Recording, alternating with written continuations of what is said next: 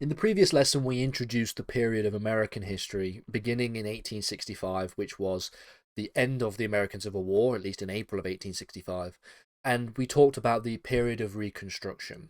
We also introduced some of the basic concepts of the US political system, just so we could have an understanding of some of the dynamics that are going to be at play as time goes on and as we look at other things in the future.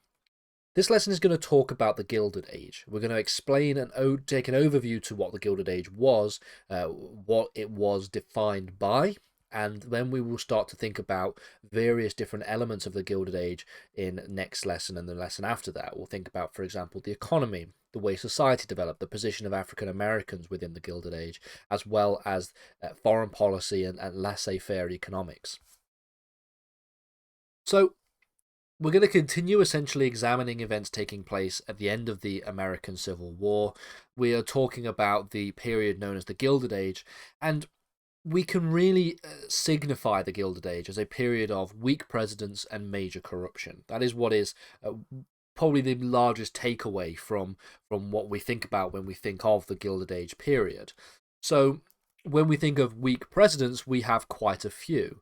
So, the Gilded Age is a period of US history that begins around 30 years after the period of Reconstruction, and we see the number of weak presidents and an incredible amount of corruption that takes place.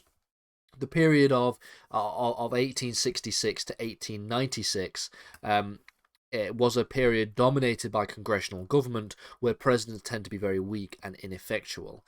We would see that the real power in the US political system would be situated in the US Senate, which is the upper chamber of the US Congress. And by contrast, the House of Representatives was generally seen as relatively indecisive, relatively disordered, and not particularly effective in the same way as the presidency was as well. So, the presidents of the Gilded Age were quite numerous. We have Ulysses S. Grant in 1869, we have Rutherford Hayes in 1899, we have Gerald Garfield in 1881, we have Arthur in 1881 as well. We go then to Grover Cleveland in 1885, we also get to Harrison in 1889, and then we go back to Grover Cleveland in 1893. So we have 7 presidents, or 7 presidencies, should I say, because of course there are Cleveland turns up twice in this period, and this was the period that was signified by these different individuals as weak. These are considered to be weak presidents. Let's think about some of the things that were changed, some of the things that were done to the government during the Gilded Age period. We see, for example, that the reform of the civil service became a very big issue during this period. The role of the federal government would grow due to the increase in the population as well as to further settlement. So one of the things that really defines American history and American politics is the relationship that is had between the federal government and the state governments.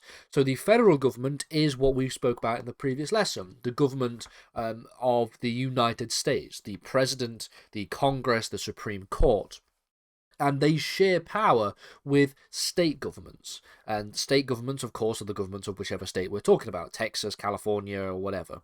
And the process by which we have a division of power between the state governments and the federal governments, sometimes known as vertical separation, is a process known as federalism.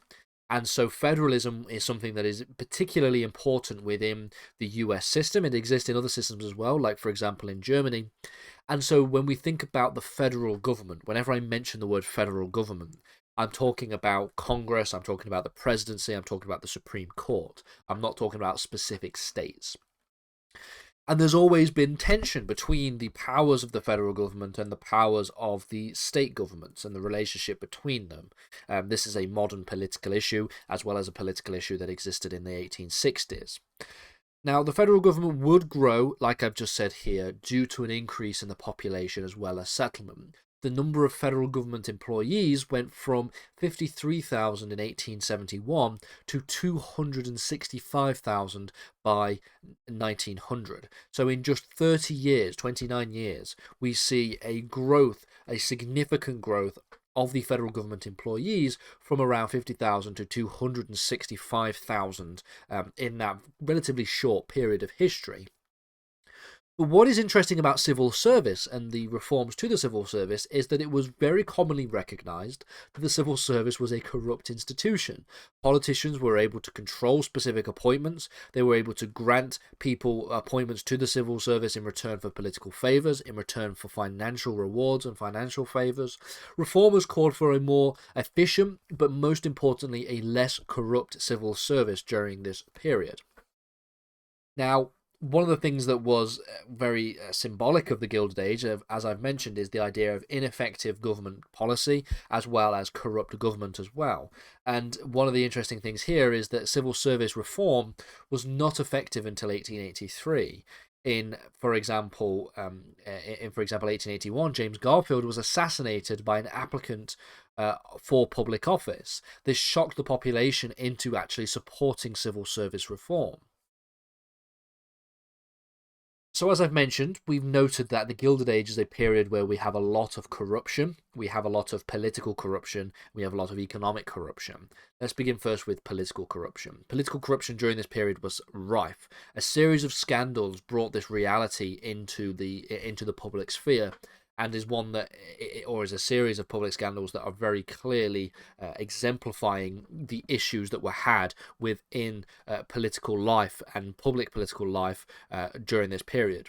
So, for example, in 1869, in September 1869, we see a group of speculators trying to gain control of the gold markets, and they tried to do so using fraudulent means.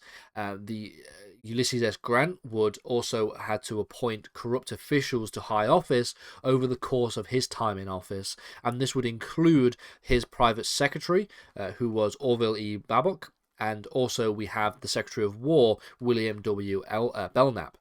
These were two individuals who were incredibly corrupt individuals. They were involved in the 1875 whiskey ring scandal, which led to the defrauding of taxpayers.